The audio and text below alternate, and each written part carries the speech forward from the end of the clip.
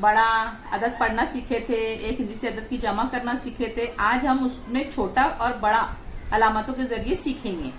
देखो ये अलामतें हैं, अददों को छोटा बड़ा जाहिर करने के लिए इन अलामतों का इस्तेमाल किया जाता है। अभी देखो ये जो जानवर है ये है ना, ये इसको मगरमच्छ कहते हैं, हम एलिगेटर इंग्लिश में कहते हैं और उर्दू में इसको घड़ियाल कहते हैं बेटा। इसका मुंह बहुत बड़ा होता है ना, तो ये बड़े अदद को खा लेता है।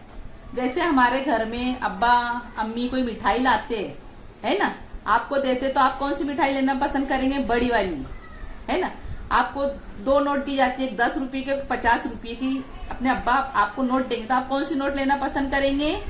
50 रुपये वाली, है ना। इसी तरीके से ये जो मगरमच्छ है ना, ये बड़े अदद को खा लेता है। अभी देखो मेरे पास ये अददी कार्ड है, ये 1 है और ये 8 है बेटा, है ना, 8। अब आपको तो ये अदद पढ़ते आते, ये 1 है ये 8 है, बड़ा कौन सा है?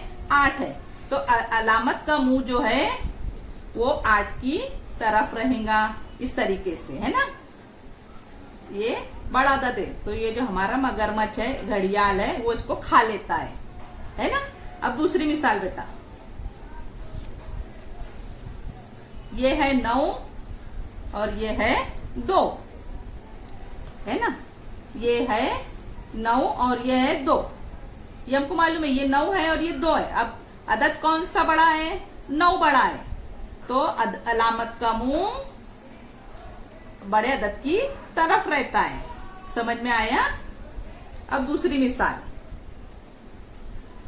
अभी जैसे ये है 6 और ये है 7, कौन सा अदद बड़ा है बेटा? 7 बड़ा है ना। तो अलामत का मुंह 7 की तरफ, समझे? ये एक हिंदी से अदद हमने अभी सीखे। अब इसके बाद वाली वीडियो में हम 2 हिंदी से अदद सीखेंगे इंशाल्लाह। अल्लाह हाफिज।